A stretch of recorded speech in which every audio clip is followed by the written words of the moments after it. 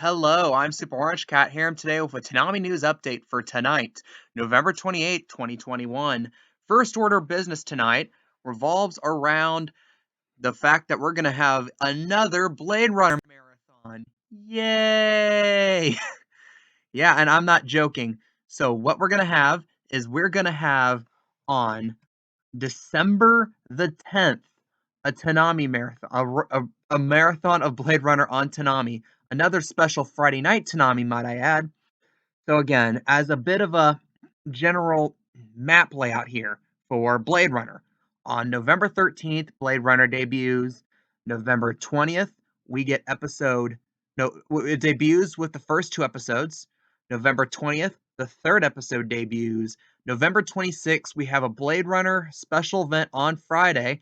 That was a Toonami night, but there was no Toonami branding because apparently, allegedly, it would make the movie run long or some other made up stuff. And also, the next day, which was yesterday, November 27th, we had the fourth episode of Blade Runner air. Stay tuned on that.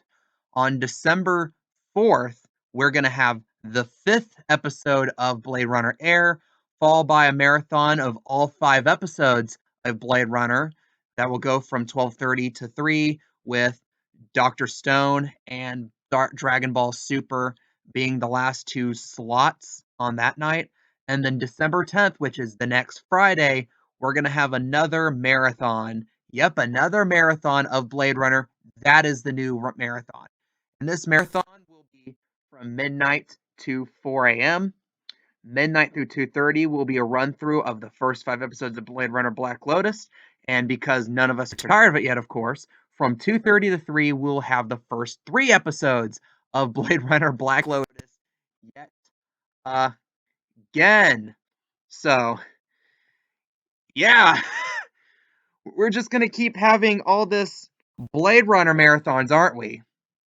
Yeah, we're just going to have Blade Runners up and down the schedule forever and ever.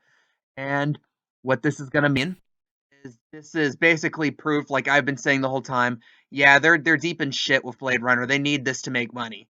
They need this to make money. The ratings aren't doing well. The only thing you can construe rather as good news about Blade Runner Black Lotus is that apparently it's one of the top things being like downloaded in Canada, which that's kind of how they tried explaining away the failure of the Fooly Cooly sequels for a while of, oh, it's winning streaming, it's winning streaming. Well, at least back then they were saying it was winning American streaming, but here they're saying Canada, which honestly is a step down. And considering that we now know, admitted by Jason DeMarco, that both Fully Coolly Progressive and Alternative ultimately ended up losing money for Warner Media, that this is again not much of a good sign. And again, it's really them trying to force this product and praying that more people get more eyes on it. And it'll be interesting to see. I believe tomorrow we'll get the Friday night marathon ratings. So we'll be able to see how Blackout 2022 did, how Blade Runner 49, the might be, I don't think cable debut. I gotta imagine like HBO or Stars has aired it at some point. But the basic cable debut of Blade Runner 2049, let's see how that did. And it'll be interesting to see on Tuesday morning, if there's no unforeseen delays, Tuesday morning, we will get the ratings from this past Saturday night, and we'll see how Blade Runner is doing. But ultimately, just, yeah, this is just another let's throw stuff at the wall and pray that something sticks, you know?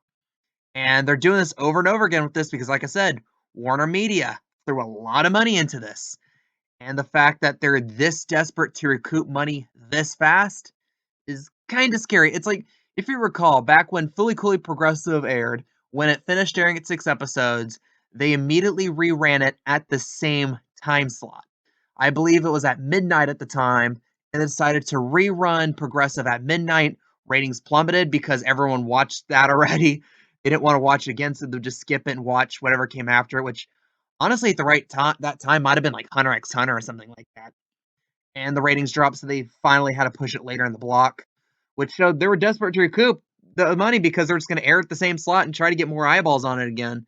That failed. And this is what Warner Media's gambit is now to try to get more eyes onto Blade Runner Black Lotus. And since I'm talking about Blade Runner Black Lotus, I might as well go over my quick review for episode 4, I believe. Yeah, episode 4, which debuted last night on Toonami. So again, I'm just gonna go right into it. This episode, a lot like last episode, you don't learn too much. This episode, about 80% of it is just a flashback to like Elle's memories of being hunted as a replicant.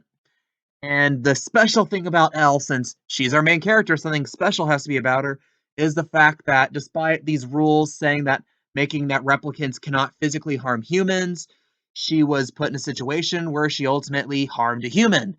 So that's starting to raise questions of, oh, is she really a replicant? Well, yes, because she was, for a brief moment, she could not kill the human.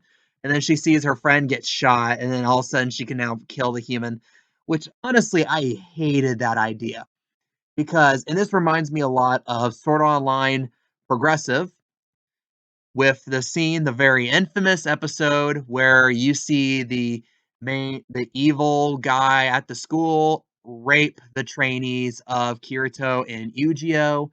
But with Yu-Gi-Oh had to break that seal where he had to break the rules and become his own free agent.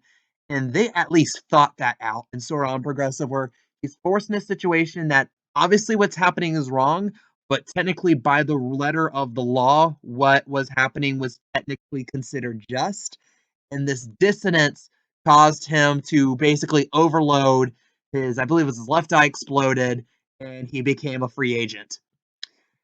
And at least they tried, at least with that, they made it sound like it makes sense.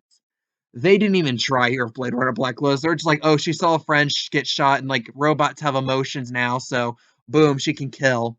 Which honestly, it just feels lazy. And this whole episode was this like whole thing about this whole setting up the mystery of the Black Lotus, which, as I predicted, will probably be the main mystery of the last 8 or 9 episodes, with the cop at the end of the episode coming to the conclusion that the person that killed the senator must have been a replicant, and there was something about this tattoo in the shoulder, and then the main cop was like, oh, just leave that with me. And then he remarked something to imply that, oh, he knew exactly what was going on, or he at least was familiar with the Black Lotus, and that's how the episode ended.